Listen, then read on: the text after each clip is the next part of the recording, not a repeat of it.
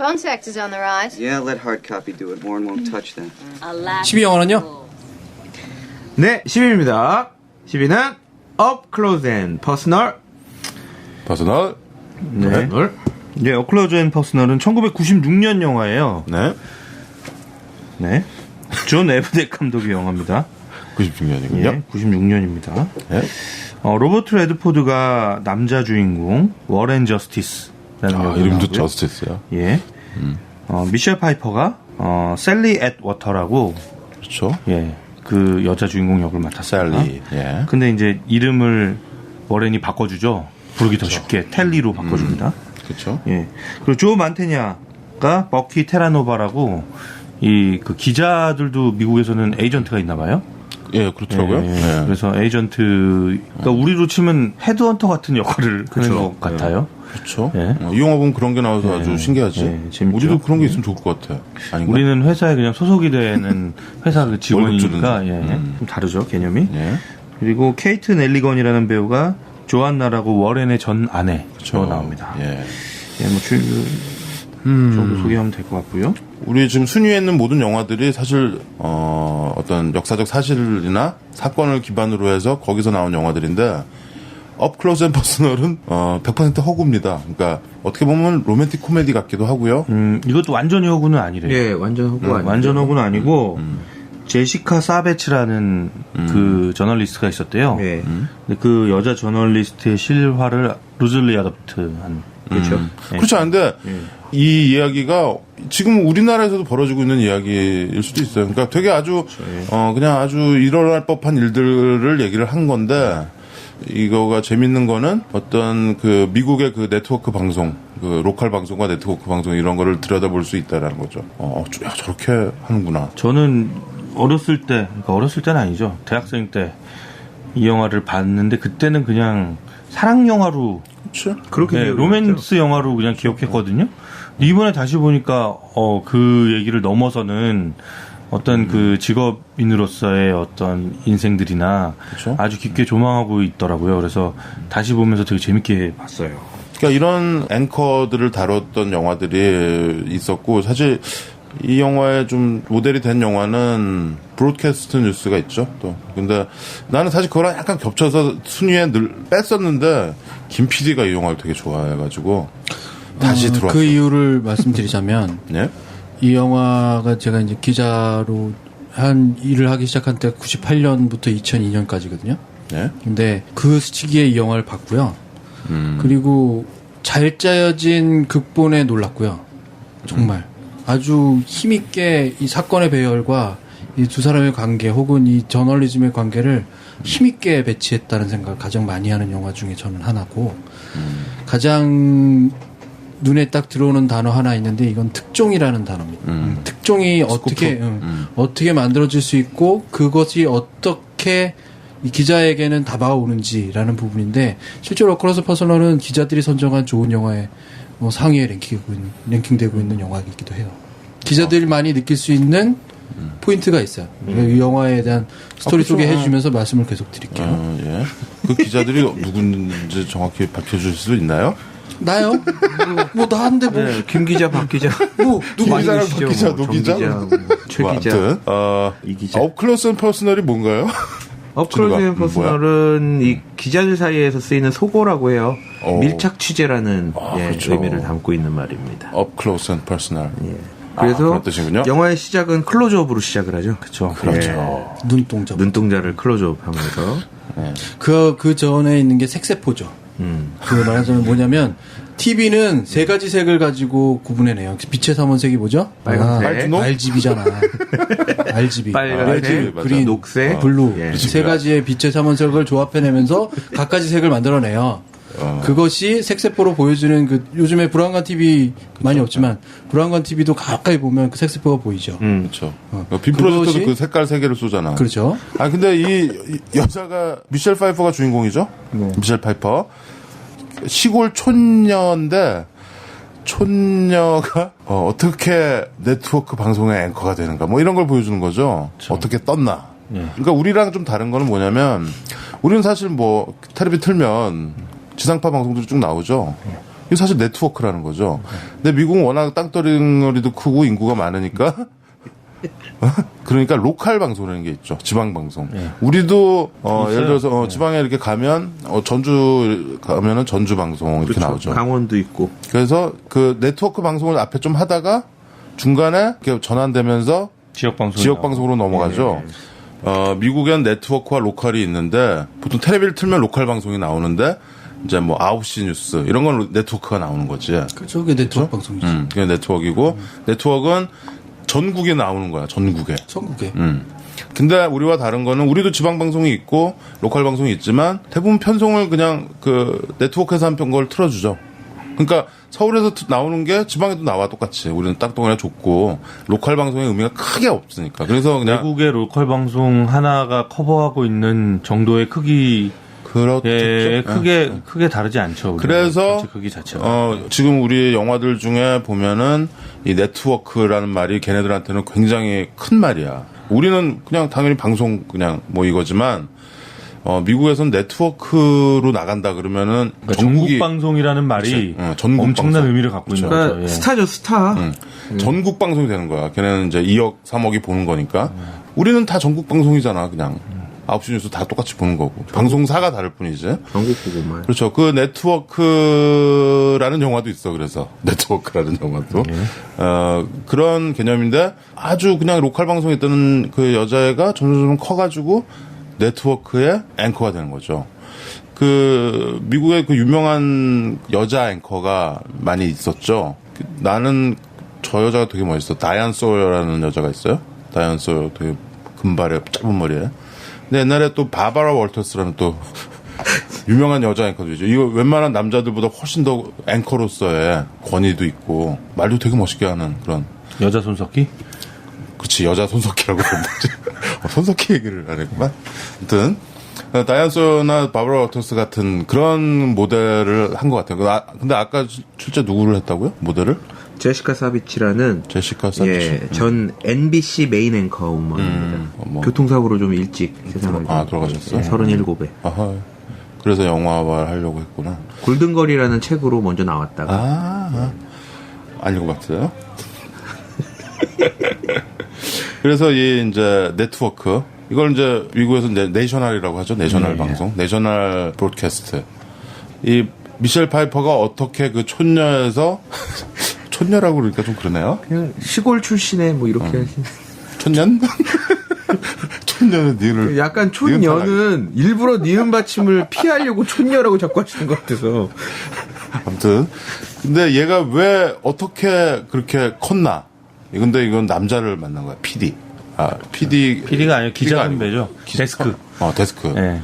그게 로버트 레드포드였던 거야. 로버트 레드포드는 저 높은 데까지 올라갔다 내려와. 예. 그러니까 굉장히 네트워크에서 뛰어난 활약을 보이던 아주 전도 유망한 기자였는데 이제 어떤 사건을 겪으면서 점점점 이제 쇠퇴해서 지역 방송국에 와 있는 사람이고. 그렇죠. 근데 이 셀리는 미셸 파이퍼는 아주 교육도 제대로 못 받고 그쵸. 시골 출신인데다가 하지만 방송인의 꿈은 있어서 굉장히 앰비셔스한 여자였죠. 그래서 이제 이 회사 저 회사에다 막 이력서를 넣었는데 여기에서만 받아준 거예요. 그렇죠. 그래서 이제 이 두 사람이 만나기 그것도 시작해서 되게 이렇게 가라로 만든 거잖아. 그쵸, 예. 포트폴리오를 보냈는데 동영상을 예. 데모 테이블. 이렇게 좀 이렇게 가라로 만든 거야. 근데 그래서 여기서 채용이 돼서 로버트 레드포드 눈에 들어서 기상캐스터로서부터 시작을 하죠. 뭐 그런 거 보면은 그 옛날 니콜 키드만 나왔던 To Die For라는 영화가 있어요. 그거가 이거랑 약간 비슷해 컨셉이. 그것도 이제 여자 저널리스트가 크는 뭐 이런 건데. 그 기상캐스터 하는 장면에서 셀리란 이름을 텔리로 바꿔주잖아요. 네. 텔리에서 털리는 뭔지 아시죠? 카메라 위에 보면 빨간 불이 들어오는 장치가 있어요. 네. 뭐냐면 지금 그거, 녹화되고 있는 그 카메라, 그러니까 여러 대의 카메라가 있으면 빨간 불이 들어오는 카메라가 현재 나를 비추는 카메라예요. 그렇죠. 그걸 탈리라고 부르거든. 그렇구나. 그래서 탈리 에드워터가 되는 거야. 그 이름을 바꿔주면서. 그래서 실제로 자기 이름이 탈리가 되면서 일종의 이제 이 방송의 연관관계를 갖게 되는 거죠. 오, 재미있는 장면이에요. 이게 저 전문 용어를 설명해줬어. 그게 털리라 그래? 스펠링도 TALLY야? 털리. 제일 높이 달렸다고 해서 털리라고 부르는 것 같아요. 좀 큰 맥락으로 이제 스토리를 설명을 하면 네. 이제 이 두 사람이 이제 같이 일을 하게 되면서 그쵸? 처음엔 이제 기회를 하나씩 주죠. 워렌이 셀리에게 기회를 하나씩 워렌이 로트레드포드. 예. 예. 하나씩 주는데 그 기회를 잡아서 뭐 실패하기도 하고 성공하기도 하지만 그런 일들을 겪으면서 굉장히 이제 하드 트레이닝을 시키죠. 그렇죠. 예, 워렌이 이제 어느 정도 또 본인의 어떤 자질도 있었고 큰 일을 할 수 있는 제목이다라는 거를 워렌은 알고 있었고요. 그렇지. 그걸 꿰뚫어 본 예. 거지. 그 첫 장면이 있어요. 그게 아까 얘기한 뉴스캐스터 하는 장면인데 그 전에 화장실 가서 난 못해요. 막 그 구역질하고 토하고 막 바닥에 다 쓰러져 있고 막 짐 다 쏟아놓고 이렇게 시작하잖아요. 기상캐스터. 들어와서 30초간 말을 못해. 카메라 공포증이거든. 다들 경험 본 사람 아는데 카메라 앞에서 카메라 보고 바로 얘기하라고 하면 말 못해요. 근데 그 공포증을 극복하는 순간이 딱 나오는 순간에 로버트 레드포드가 그걸 발견해. 이 사람은 그런 제목이 있다. 그래서 그 부분을 발견하게 되고 그런 기회를 주는 게 아까 해안에서 그 그치. 미립국하는 사람들이 물에 빠져 죽은 것을 보면서 생방송을 해야 되는 생방송을 해야 되는 상황으로 넘어가죠. 그래서 굉장히 무시해. 이게 미셸 파이퍼를 하여튼 무시해요. 근데 그 현장에서 계속 가르쳐주죠. 그렇죠. 그리고 그 씬이 아주 인상적이죠. 그 보도하는 생방송으로 이렇게 리포터가 이렇게 마이크 들고 야외에서 하는 걸 이렇게 스튜디오에 뭐 누구 스튜디오 나오세요 하면서 이거 연결하는 그 씬이 아주 인상적이에요. 근데 여기가 이제 방송국이 마이애미야. 플로리다의 마이애미죠. 플로리다가 어디야? 그러니까 쿠바나 이런 데 바로 위에 있어서 거기는 이 히스패닉에서 미립국 가는 사람이 되게 많고 실제로 거기 거주자들도 태반이 그 남미 히스패닉 계통이에요. 그래서 스페니쉬를 굉장히 잘해야 되고 막 이런 상황이지. 그 중간에 스페니쉬 하는 장면이 나오죠. 그렇죠. 아무튼 그 씬이 인상적인데 그래서 어떻게 되나요? 그래서 스토리들 얘기하면서. 스토리 설명 좀 할게요. 그래서 이제 난 계속 끌릴 거야. 계속 끊을 거라고요? 그래서 이제 주목을 받기 시작해요, 이 여자가. 그쵸. 점점 자리를 잡고 주목을 받기 시작하는데 그러면서 이 두 사람 간에 사랑이 싹 트는 거죠. 그쵸. 네, 사랑이 싹 트는데 이 조 만테냐, 이 버키라는 에이전트를 만나게 됩니다. 근데 에이전트가 너는 이렇게 작은 물에 있을 애가 아니야. 라고 하면서 미국에서 네 번째로 큰 시장인 필라델피아로, 그렇죠. 필라델피아로 가죠. 보내줍니다. 근데 이제 워렌한테 물어보죠. 나 가기 싫은데 당신이랑 더 있고 싶은데 당신이 필요한데 어떻게 할까라고 하는데 이제 워렌은 가라 라고 하죠. 그래서 이제 필라델피아에 갑니다. 네, 그렇죠. 사랑을 등지고 하지만 두 사람은 이제 서로를 되게 그리워하는 상황이죠. 미국에서 네 번째로 크다면은 1, 2, 3은 뉴욕, LA, 시카고 이렇게 되겠죠. 뭐 그 정도 되겠네요. 근데 갔는데 가보니 그 상황은 녹록치 않은 거죠. 그치. 너무 이 텃세도 심하고 막 무시하고. 그치. 네, 그래서 이제 적응이 힘든 상황이에요. 그리고 본인도 이제 길을 잃는 거예요. 그 안에서. 원래 자기 텔리 앳 워터만의 그 매력이 있었는데 그 매력 잊어먹고 그 필라델피아에서 잘 나가는 그 다른 앵커우먼 머리 색깔 막 따라서 하고 워너비가 돼버리죠. 예, 뭐 이런 상황이죠. 근데 에이전트가 안 되겠다. 얘가 지금 완전히 길을 잃고 있으니 당신이 좀 가줘야겠다. 워런에게. 예, 그래서 워렌에게 부탁을 하죠. 그러니까 워렌이 회사 일 다 제껴놓고 그치. 갑니다. 거기서 또 워렌. 예, 워렌이 회사 일 다 지키고 그리고 결국엔 그 와중에 다른 사람이 그 자리를 차고 들어오죠. 워렌은 일종의 실업자가 돼요. 그쵸. 그럼에도 불구하고 이 여자 옆에서 일을 이제 지켜주는 거죠. 근데 이 여자한테는 그런 얘기도 안 해요. 내가 어떤 상황이다라는 얘기 안 하고. 근데 이제 이 사랑하는 남자가 오고 나서 이제 거기서 힘을 얻어서 거기서 다시 자리를 잡기 시작하는 거죠. 필라델피아에서. 근데 엄청난 사건이 하나가 생깁니다. 그렇죠. 예. 감옥. 예, 감옥에 취재를 갔다가 그 감옥에 폭동이 일어나는 바람에 그 안에 갇히게 되면서 그 방송이 전국 방송을 타게 네트워크를 타게 되면서 그렇지. 아까 얘기한 네트워크가 되는 거죠. 네. 거기를 이제 워렌이 와서 PD를 해주는데 PD를 해주면서 예. 셀리가 털리가 알아서 이제 자기가 하는 예, 거죠. 알아서 하고 그저 완전히 성장한 모습을 이제 보게 되는 거죠. 그렇죠. 이게 뭐 그 뒤에 가면 또 스토리가 네. 또 있어요. 네. 근데 뭐 그거는 그것까지는 안 얘기 안 스포일러 안 할 것 하기로 같습니다. 하고 클로스 앤 퍼스널은 아까도 얘기했던 것처럼 두 남녀의 저널리스트인 두 남녀의 사랑 이야기에 좀 더 포커싱이 돼 있어요. 근데 곁다리로 어떻게 출세를 하고 거기서 성장해 가는지를 볼 수 있으니까 오히려 더 좀 뭐랄까 거기에 대한 부담이 없으니까 눈에 더 잘 들어오는 것 같기도 해. 저널리즘계는 이렇구나. 저널리즘계. 저널계. 뭐라 해야 되나? 그 방송국. 그 방송국 뉴스 하는. 네. 이 앵커라는 게, 물론 거기에 이게 프롬프트를 읽고서 이렇게 얘기를 하지만 대부분 앵커들은 그 프롬프트 그 원고 자기가 쓰죠. 네, 직접 쓰잖아요. 자기가 쓰고 지금 그 손석희 형님처럼 손빠세요? 나는 손석희 원래 좋아했어. 내가 유일하게 듣던 뉴스가 최근 들어서 그 손석희 시선집중밖에 없었는데 그렇죠. 그분이 옮긴 다음에 되게 상심해 있다가 지금 또 그거 뉴스만 보죠. 아무튼 그런데 우리나라는 그 앵커가 권한이 그렇게 많지 않아요. 코멘트를 안 하잖아, 앵커가. 저기 클로징 멘트 정도만 하죠. 예. 그렇죠. 그러니까 그거 자체가 좀 더 웃긴 거야. 그러니까 왜냐면 앵커는 이 논평을 해야 돼. 어느 정도의 논평. 이 뉴스에 대해서 자기의 입장과 방송국의 입장을 얘기를 해야 되는 거거든. 내가 전에도 몇 번 얘기했지만 뉴스룸이라는 미드가 있어요. 그거 보면은 이 업클로스 앤 퍼스널에 나왔던 이런 것들이 모든 거가 궁금증이 다 풀리지 막. 아주 극명하게 보여줘요. 막강한 영향력을 가진 앵커의 자세. 돈도 되게 많이 벌고 뭐 방송국에서 엄청나게 계약을 해서 이렇게 하지만 이 사람 입에서 나오는 말이 책임을 지는 거야. 자기가 진실에 대한 책임을 져요. 그게 아닐 경우에는 대가를 치르는 거지.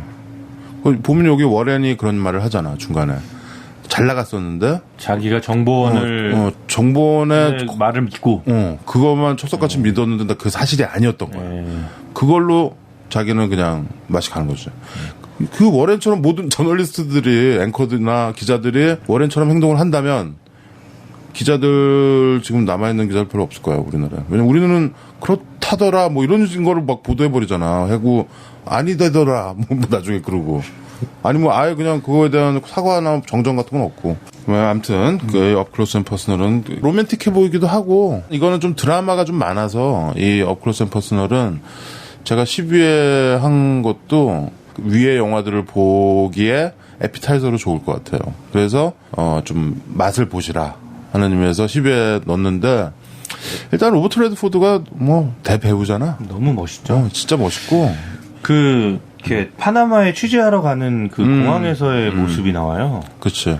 그게 이제 양손에 가방을 딱 들고 근데 워커를 신발 워커를 이렇게 끈을 이렇게 매달아서 목에 걸어주죠. 네, 목에 이렇게 걸어주거든요. 근데 양손에 이렇게 짐을 들고 그 목에 신발을 걸고 공항으로 이렇게 들어가는 모습이 있는데 진짜 너무 멋있는 기자 같은. 그치. 네, 그 느낌이 탁 나더라고요. 그렇죠. 훅갓이 안 잡고. 네. 그래서 훅갓이 잡잖아 기자들. 이 사람은 정말 뭘 해도 이렇게 멋있나 이런 생각이 좀 들었어요 보면서. 로버트 레드포드는 내가 보기에는 브래드 피트랑 비슷해.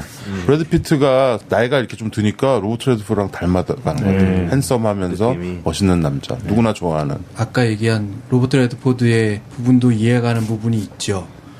기자는 항상 자기가 쓰는 기사에 책임을 진다는 게 분명히 맞는데 그 진실을 밝혀내는 과정이 녹록지 않아요. 항상. 그렇지. 녹록지 않고 그렇겠지. 그 녹록지 않은 과정에서 연결된 고리들이 사실을 기반으로 해서 사실을 취재하는 것이 아니라 때로는 거짓을 활용해서 진실을 취재해내기도 해요. 많은 경우는 아니지만. 그러니 항상 거짓과 진실의 그 경계선에 계속 있죠. 로버트 레드포드가 철석같이 믿었다라는 부분이 누구냐라는 부분이 중요해요. 자기 부인이었잖아. 자기 부인으로부터 얻은 정보에 대한 것들이 인간관계에 매달려 있다라는 거죠. 실제로 그런 경우 많아요. 그리고 누구로부터 얻은 소스가 가장 정확하느냐는 부분은 내가 어떤 인간관계를 맺은 사람으로부터 얻었냐에 대한 부분도 상당히 있죠. 그래서 그런 오류에 빠지기 쉽다라는 것이 제가 생각하는 부분이 하나 있고 아까 이 부분이 하나 있는데 특종을 하게 되는 그 순간이죠. 목숨을 걸어야 되는 순간. 텔리 에더터가 처해져 있는 그 순간을 맞닥뜨리게 되는. 근데 그 전날 텔리 에더터가 결국은 자기가 계속해서 이 취재를 하겠다고 한 결정적인 원인은 이미 벌어지고 있는 상황들에 대한 예감이거나 혹은 감이라고 할 수 있는 것들이잖아. 정확하게 그것이 발현될지 안 될지는 몰라요. 기자로서의 감이라는 부분을 가지고 취재를 들어가잖아. 헌치라고 하죠. 헌치. 그리고 그것이 어디로부터 벌어졌냐면은 새해 첫날 첫 아기를 낳은 부부로부터 연결돼요. 그 마이애미부터 연결되는 거야. 그 사람으로부터 연결됐으니 역시 취재원이 동일한 인간관계로부터 시작되는 것이죠. 그러고 나서 그것이 기회이기도 하고 최대의 위기 상황으로 오는 거죠. 기자에게. 근데 아주 우연히. 이게 되게 중요해. 기자가 그 현장에 있느냐 없느냐가 결국 특정을 결정짓느냐의 가장 중요한 부분이에요. 그죠? 네. 그 자리에 있었다고 하면 특정이 되고 없다고 하면 특정이 되지 않아. 그렇죠. 네. 기자에게서 그래서 이 특정을 하는 거는 신이 내린다는 얘기예요. 운이 따르는. 그래서 텔리 에드워터를 보면서 내가 그 기자 생활을 할 때는 가슴이 막 벅찬 거죠. 저런 기회를 만날 수 있다니. 라는 거였어요. 그럴 수 있으면 정말 좋겠다라는 거였어요. 모든 기자가 가진 어떤 딜레마가 아닐까 싶어요. 그러니까 대중들한테 관심을 받는 사안, 어떤 대중들한테 빨리 알려야 되는 사안에 대해서 그게 뭐냐면 기자는 그걸 알아야 역사적인 되지만, 사안이야. 예. 누구도 경험할 수 없는 그 순간에 내 기자로서 참여할 수 있는. 근데 누군가의 죽음이나 어떤 고통 앞에 그 사람들한테 카메라나 마이크를 들이대야 되는. 그렇죠. 거기서 느껴지는 딜레마가 분명히 있을 것 같아요. 그렇죠. 우리가 얼마 전에 우리 SNS 이런 데서 많이 봤죠. 그 굶어 죽어가는 아프리카의 어린애가 있고 그 옆에 그거를 이렇게 보고 있는 콘돌인가 이 벌처인가 뭐지 그 독수리 같은 거. 필리처상의 유명한 사진. 필리처 그 기자가 뭐 자살했어요? 자살했다 그러죠. 그런 상황. 그 기자가 그거를 사진을 찍어서 보도를 하고 근데 카메라를 던지고 그 아이를 구하고 그렇게 하는 돼야 되는데 그거를 찍었다라 그래서 그거에 대한 이제 이건 그냥 필리처상을 노린 사진 뭐 이러면서 비난도 있고 이거 엄청난 사진이었죠. 그거를 알리는. 근데 나는 그 기자가 그 사진 찍는 게 맞다고 보는 거거든. 그러니까 그 논쟁도 결국은 그 다음에 어떻게 했느냐의 논쟁이었어요. 너는 어떻게 했느냐. 답을 못했다라는 거지. 그치. 또 하나는 그거에 대한 비난이 있었지. 이게 그 사건을 다룬 영화도 있어요. 뱅뱅 클럽이라는 영화. 결론을 얘기하자면 그래서 난 이 영화를 사실 저널리즘 영화의 첫 번째 영화로 꼽는 거예요. 그래서 넣어달라고 한 영화고, 그러니까 그런 비인간적인 상황을 경험하다 보니 비인간적이라는 부분과 진실이라는 부분이 반드시 맞아떨어지지 않는다는 거예요. 저는 거기서 한 걸음 더 들어가서 그러면 그런 특종을 만나고 싶어하는 기자의 심리는 뭘까라는 생각을 좀 해봤거든요. 이 영화에서도 그런 생각을 해볼 수 있는 장면이 있는데 셀리가 둘이 이제 데이트하면서 워렌이랑 되게 넓은 믹스축구장에서 Impossible Dream Impossible Dream 노래를 하는 장면이 있거든요. 아주 되게 매력적이죠. 예, 매력적인 모습. 그러니까 기자로서의 어떤 꿈, 자기의 꿈, 그거를 막 노래를 하는 장면이에요. 근데 그 방송을 하면서 어떤 유명세를 얻고 저널리스트로서의 어떤 명예를 얻고 그 심리는 도대체 뭘까? 그건 것 같아요. 이게 부와 권력을 쫓는 건 아니잖아, 기자가. 사실. 그건 아니라는 뭐, 거예요. 그런 기자들도 있겠지만, 우리나라는 정치로 투신하는 기자들이 워낙 많으니까. 근데, 기자들이 기본적으로 갖고 있는 욕망이나 방금 최 과장이 질문한 그거는 페임인 것 같아요, 페임. 명성. 페임을 쫓는 거지. 그거는 예술가들과 비슷한 거지. 그러니까 자기의 작품이나 자기의 음악이나 자기의 그림이 널리 알려져서 자기가 유명해지는 거지. 아주 단순하지만 나쁘게 얘기하면 허영심의 또 다른 형태인 거죠. 그 페임을 쫓는 거가. 저는 그래서 그걸 느껴서 근데 맞는 좀 얘기긴 약간 한데 허무한 느낌이 들더라고요. 근데 중요한 거는 그렇게만 보이지 않는다는 거 내 입장에서는 그게 내 사명감이고 내 투철한 어떤 것의 일환이 그게 그렇게 작용되고 누구의 반대고 누구가 어떤 것을 얘기하건 간에 비판과 비난을 감수하면서 한다라는 거예요. 그게 내 사명감인 거지.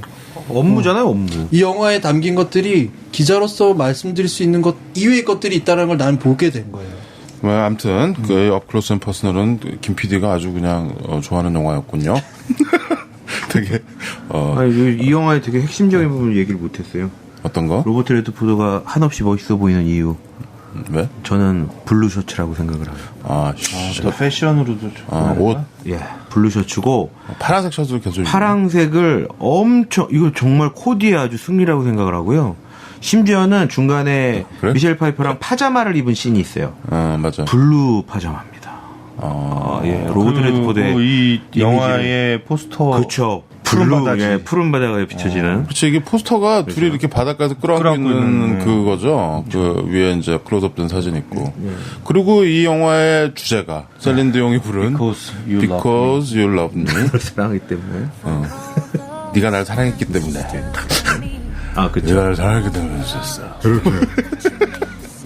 그렇게 생각하셨었어요. 지금 나오고 있죠. 셀린 디온의 Because You Love Me. 이 노래 엄청 히트했죠? 예. 그때 90년대 중반에 이 노래 무지하게 들었어요. 그죠? 우리나라 길거리에서도 엄청 많이 나왔죠. 나는 별로였는데 이 노래 다들 좋아하더라고. 이 노래 끝에 나오죠? 끝에 엔딩 크레딧이 나오나? 아니요, 그 사람이 사랑하는 장면에서 나와요. 맞다. 중간에 그 노래가 좀 과도하다 싶게 오래 나와. 오래 나와요. 거의 한 곡이 거의 다 나와요. 그렇지. 그 약간 이제 이 제작자들이랑 이게 해가지고 로비를 한 것 같아. 노래 다 틀어달라고. 그때 셀링도는 워낙 인기 있고 그랬으니까 뭐 윈윈이었겠죠. 뭐 그런 것들 때문에 이 영화를 영화 자체로서 영화 자체 어떤 작품성으로서는 크게 평가하지 않는 사람들이 많아요. 김 PD 생각과는 다르게 어떤 저널리즘 영화에서 하면은 이 영화는 왠지 빠져 있고 너무 달달하니까 영화가. 하지만 굉장히 그 볼 가치가 있는 영화인 것 같아요. 그리고 재밌고. 저는 또 배우들의 매력이 너무. 그렇죠. 미셸 파이퍼도 이때만 해도 너무 아름다웠고. 그렇죠. 뭐 지금 그렇게 왜 이렇게 머리 길다가 코디 딱 붙여줘서 머리 자르잖아요. 이제 앵커 우먼처럼 자른 머리. 저 거기서 이렇게 그래? 진짜 예쁘다. 막 이런 생각을 했던 것 같고 그냥 너무 새처럼 생겼어. 새. 미셸 파이퍼는 예쁘긴 그리고 예쁘죠. 그 생각도 좀 들더라고요. 저도 이제 좀 이렇게 한 달이 건너서 아는 얘기지만 방송계라는 곳이 형은 이제 몸 담고 계시니까 잘 알겠지만 되게 좀 냉정한 곳이거든요. 거기가 그죠? 심하게 냉정해요. 예, 그 필라델피아에서 이렇게 적응 못할 때 그때 막 무시하고 막 이렇게 무시당하고 뭐 이러는 과정들을 보면서 이게 서로 잘난 사람들이 모여 있어서 그런지 굉장히 냉정하고 그리고 제가 어떤 사람한테 들은 얘기인데 방송국 안에는 산원공상이 있대요. 산업공상. 농공행상이 아니고? 네, 산업공상이. 이 그래? 계급 체계가 있대요. 계급 체계? 네, 사가 보도. 네. 그쵸. 그리고 농이 PD. 네, 공이 기술 파트. 그리고 상이 나머지 경영 파트들. 그래? 산업공상? 산업공상 이 계급체가 있어서 이 상에 해당되는 사람들은 보도 쪽에 가서 함부로 말도 잘 못 걸고 그런다고 그러더라고요. 네. 참 재밌는 곳인 것 같아요. 그런 거는 사실은 역할에 대한 그 돋보이는 부분이 있기 때문이라고 봐요. 근데 나는 이 영화의 가장 돋보이는 내 스스로의 느낌은 이거죠. 기자는 위험을 피해 도망가는 사람이 아니고 그 위험, 불이 나면 불 속으로 들어간 사람들이다. 그래서 그런 거에 동질감을 많이 느끼는 건데요. 사회 어두운데 들어가야 되는데 안 들어가는 것 같아. 안 들어가는 게 아니라 가서 보고서도 말하지 않는다라는 거죠. 그러니까 그게 더 나쁘지. 그 지금 근데 이 페이스북, 트위터 뭐 이런 블로그 이런 게 나오면서 왜 시민 기자 뭐 이런 거 있잖아. 옴부즈맨 뭐 이런 거가 나오면서 약간 21세기 되면서부터는 꼭 기자만 리포트를 해야 되느냐. 그건 좀 아닌 것 같아요. 그 저널리즘이 약간 한쪽 구석이 무너지면서 사회 구성원들이 좀 분담하는 그런 느낌도 있어요. 왜냐면 모두가 기자의 눈이 돼서 자기가 다 그 핸드폰 카메라가 있잖아. 찍고 보내고 그거를 어떤 1차적인 소스들을 제공하는 정보원이나 기자들이 되어 가고 있는 것 같아요. 예를 들어서 지하철에서 무슨 어떤 일이 벌어졌어. 거기 기자가 없잖아. 근데 누군가 그걸 찍어. 이 사람 지금 저널리즘의 파트를 담당하고 있는 것 같거든. 물론 맞죠. 이번에도 그 지하철 그 상황심리 거기에서도 누군가 그 핸드폰으로 그거를 기자처럼 찍었더라고. 찍고 그때부터 딱 기록을 하는 거야. 훌륭한 기자지. 물론 맞고요. 기자만 기자질을 한다라는 얘기는 그러니까 거기 하나 더 필요한 요소는 그 다음에 기자가 갖는 아까 말한 특권이기고자 하고 거기에 책임인 부분인데 그 실체에 접근하는 것이 단순한 팩트 부분에 숨겨진 진실을 찾아가기 위해서는 기자로서의 권한이 필요해요. 왜냐하면 정부 부처를 접근해야 하고 실제로 가진 사람들한테서부터 이 정보를 캐내야만 하는 것은 그것이 있어야만 하는 거야. 그쵸, 그럼 더 깊이 기자가 될수록 그 부분에 접근할 수 있는 부분들을 더 요구한다는 거죠. 권한이 더 기자가 커지니까. 그런 습성을 계속 갖는다는 거야. 그러니까 그 권한이 더 그런 큰 뭐 우리도 뭐 경찰서 보면 그 출입 기자들이 있잖아. 경찰서, 청와대 뭐 다 있어요. 뭐 한나라당, 새누리당. 정당 이런 데 다 출입 기자들이 있어요. 그 사람들이 정말 특정한 정보를 가질 수 있는 특권이 있죠. 하지만 아까 내가 얘기한 부분은 시민들이 가진 특권은 뭐냐면 기자가 없는데 자기가 있다라는 거지. 그렇기 때문에 좀 그렇게 분담이 된다라는 느낌도 있고, 근데 그런 그 출입 기자가 갖는 어떤 그런 폐해들도 좀 있는 것 같아요, 우리나라. 폐해는 당연히 있습니다. 그 외국 같은 경우에는 그 출입 기자가 없고 그냥 거기 그날 있었던 일들을 그냥 경찰서에서 그 불리틴 보드라고 하죠. 거기 칠판 같은 데 이렇게 그냥 해놓는데 그럼 기자들이 와서 그거 보고서 한다는 거예요. 근데 우리는 출입 기자들이 뭐 새벽에 가가지고 막 그거 하잖아요. 근데 그것도 뭐 누가 얘기하는데 거기는 그 경찰이나 이런 데들이 굉장히 팩트를 양심적으로 다 이렇게 해서 하는데 우리는 1차적으로 거기서 필터링이 될 수 있다라는 거죠. 그래서 기자들이 붙어 있어야 된다는 거야. 그러니까 이게 정말 총체적인 부실이 있지 않는가. 좀 나아지고는 언론 있지만. 시스템에. 그렇죠. 그건 언론뿐만 아니고 우리 사회 전반에 거쳐진 정치, 경제, 사회, 교육, 문화. 언론이 아니죠. 그래서 언론. 그래서 이거는 맞아요. 이제 속보를 경쟁하는 것은 기자들에게 무의미해지는 것 같아요. 그게 아니라 기자들이 정말 해야 되는 건 그 실체. 더 해야만 한다. 파헤치고 정리하고 거기에 대한 논평을 해내고 그 역할을 해야 할 필요가 있다. 이번에 그 세월호 유가족들이 빡친 게 그 속보 그렇죠. 경쟁 때문에 빡친 거 아니야. 그렇죠. 그거 와가지고 그거 속보 그거 누가 더 빨리 하느냐 이것 때문에 되게 못 살게 굴었다고 하더라고. 거기서 이미 맛이 간 거야. 첫째 날, 둘째 날, 셋째 날 때. 지금 2010년대 들어서 이 종합 편성들이 생기고 언론과 매체는 더 많아졌는데 오히려 더 이렇게 제대로 된 뉴스를 들을 수가 없는지 참 그러네요. 저는 요즘 트위터가 되게 좋은 정보원이 돼요. 트위터? 예. 트위터에 이제 기자들. 예, 제가 팔로우하고 있는 사람들이 이제 기사들을 계속 이제 업로드 이제 링크를 하거든요. 근데 그런 얘기들이 그러니까 어떤 포털에서 셀렉션을 해주거나 아니면 우리가 무슨 특정 키워드를 쳐서 이렇게 찾아내는 것보다 더 진실에 다가가는데 좋은 역할들을 해주는 것 같아요. 제 습성을 말씀드리면 저는 기사를 다 봐요. 근데 그거를 물론 시간상으로 다 볼 수는 없으니까 키워드별로 봐요. 근데 다 비교해 보는 게 맞는 것 같아요. 그리고 자기 생각을 정리하는 게 맞죠. 대체로 그 허점이 다 있어요. 잘못 써진 기사들은 허점이 다 있어요. 조금 더 성숙해지는 방법 중에 하나는 무조건 배책하거나 거부하거나 이런 것들조차도 그렇게 말고. 좋지 않다는 전 생각이에요. 특정 매체 찍어서 안 보고 그러지 말고 왜? 아니 여기 특정 매체 찍어서 보는 분이 계셔서. 아니 그러기엔 시간이 너무 없어. 여러분들이야 뭐 그러니까 난 직업적인 거예요. 그런 필드에 있으니까 그렇지 모르지만 우리 그냥 일반인들은 그럴 시간이 없거든. 무슨 뉴스를 다 보고 이런 게 안 되니까 골라봐야 되고.